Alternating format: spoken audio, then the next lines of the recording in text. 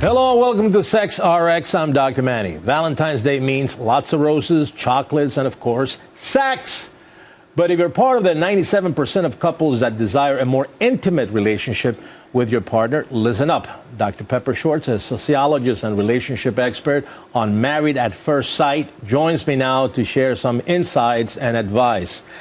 Happy Valentine's Day. Same to you. It's my favorite holiday. Yeah? Yeah. Not mine. Anyway. So let's talk about the problem at hand. It is said that sex is not what it used to be, especially in couples today. Is that a true fact, or am I just making that up?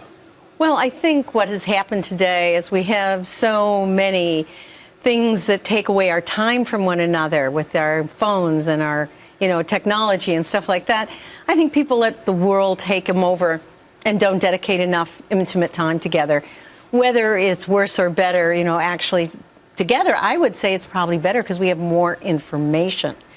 And now with more information, we learn things maybe that, make us worried. For example, I know that a lot of couples have differences in desire. That's always been there.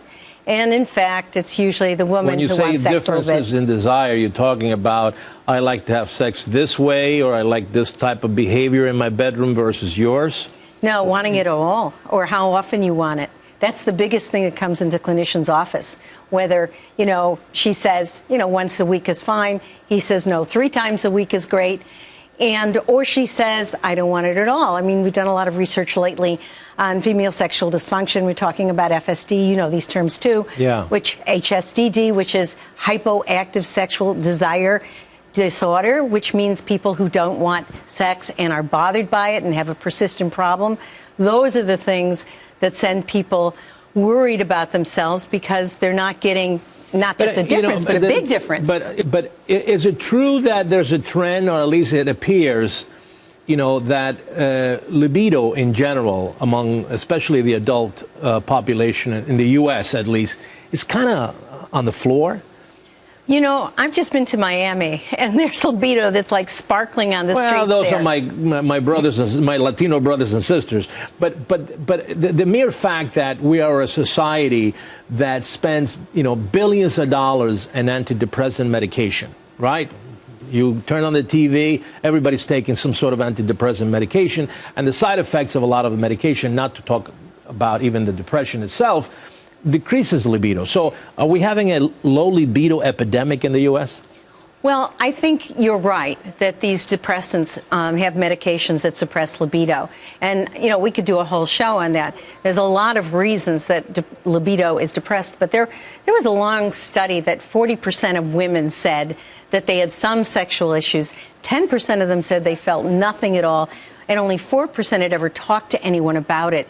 If you don't go to your health provider to see if it's your medications, to see if you're depressed, to see if it's your relationship, or perhaps you have a medical condition that isn't accounted for by any of that, if you don't talk about it, if you don't discuss it with your partner, if you don't make it something that's important to both of you, or yourself as this gift, then there's likely to be no progress. But I believe that most people could have more libido because they haven't, if they looked into it and talked about it and discussed it. So give me a practical number. What is like a norm to have what you would call, according to, let's say, sex therapist definition, you have a healthy sex life. How many times should you have sex during the week or during the month? I would tell people if they have a healthy sex life, and I'm not being evasive, I'm telling you what I would say, is if they're both pleased by it and it happens with some regularity. If you've had a persistent lack of sex for 6 months or longer, nothing happening, one person's very unhappy, or the person who doesn't have it is like full of self-concept problems, etc., that's obviously not healthy. Now, what you want often varies by age and duration. Age matters, how long you've been together matters. But if it's not happening at all, if you can't feel anything, HSDD, we talk about desire disorders. Can you have any desire? When you're touched, do you have any arousal? Do you ever have an orgasm? Do you have pain? Those are the things that might impede it. All right. Since this is all about Valentine's and sort of getting the spark in the bedroom, give me some tips. Okay. Well, first of all, for most women, conversation is foreplay. So you could start talking about what should we do? How can I please you?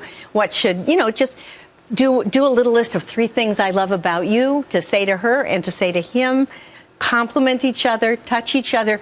That's foreplay. It doesn't just like say, okay, now we're turning down the light and here we are. Right. Anything that you can do ahead of time. Do simple things too. Make your dinner appointment, because most people go out early. So you have an early dinner, you have time to relax. You're not going to want sex on a full tummy.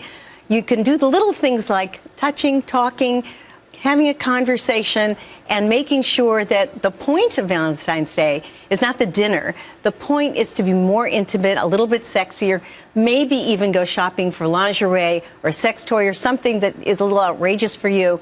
But even just intimacy, just saying, let's reminisce about the good times we've had. Well, thank you, Doc. I think it's a very good topic, very important topic. Valentine's is just not about the chocolates. It's about the love and the intimacy. Thank you. Where can people get more information? Thank you for asking. FindMySpark.com. It's a wonderful website. It'll also tell you how to start the conversation. It'll give you lists of resources. I think it can start the conversation between you and your health provider. All right. Well, thank you again. And if you have any health questions, tweet me at Dr. Manny on Fox. Until next time, I'm Dr. Manny.